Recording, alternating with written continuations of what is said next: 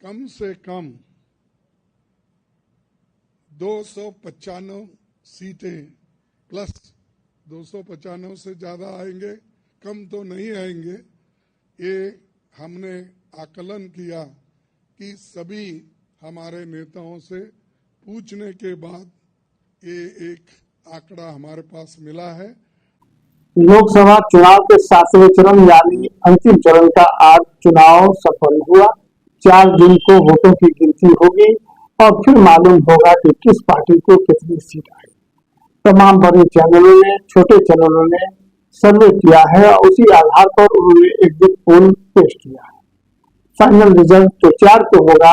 Exit poll पर बात करने से पहले एक बात बताता चलूं कि पिछले 4 लोकसभा में 2004, 2009, 2014 और 2019 में जो एग्जिट पोल आया था तमाम बड़े चैनलों का, और जो बाद में फाइनल रिजल्ट आया उसमें 20 से 25% का अंतर देखा गया। यानी जो पार्टी सत्ता में रही, चाहे वो यूपीए हो या एनडीए हो, उसको 20 से 25% ज्यादा सीट दिखाई गई और जब फाइनल रिजल्ट आया तो उसमें 20-25% सीटें उनकी कम आई। इस बार भी चूंकि एनडीए सत्ता में है तो तमाम बड़े चैनलों ने 20 से 25% ज्यादा सीटें दिखाई हैं एनडीए।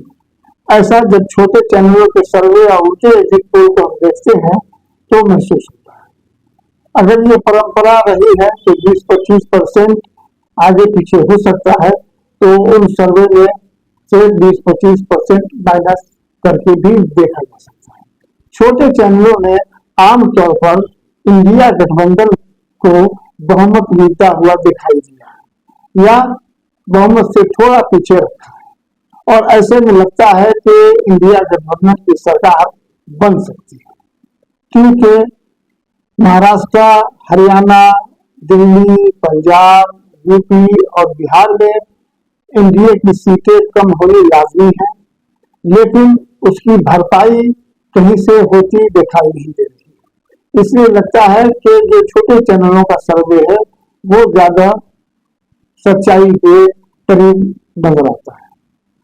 दूसरी बात यह कि एनडीए गठबंधन ने जब लोकसभा चुनाव शुरू किया था तो एनडीए गठबंधन बहुत उत्साहित थी, बहुत भरोसा था, लेकिन जैसे जैसे चुनाव आगे बढ़ता गया उनका उत्साह कम हुआ।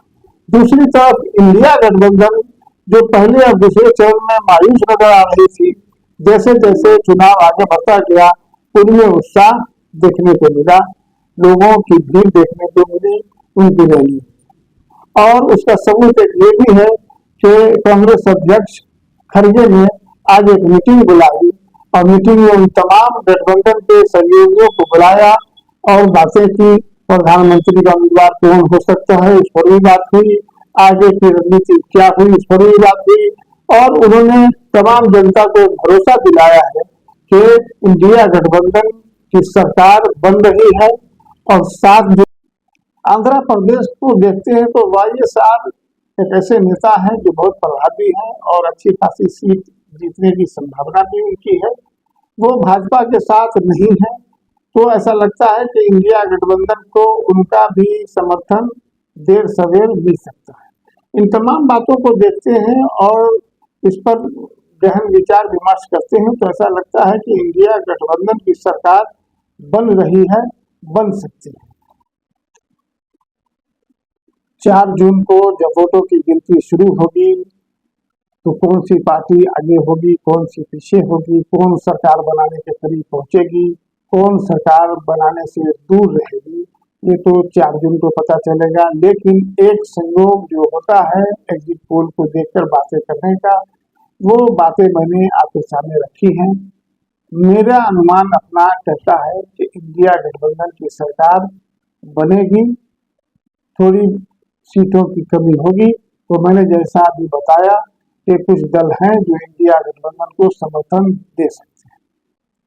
तो क्या ये समझा जाना चाहिए कि 4 जून को जो नतीजे आएंगे वो इंडिया गठबंधन के पक्ष में होंगे और इंडिया गठबंधन की सरकार बनेगी?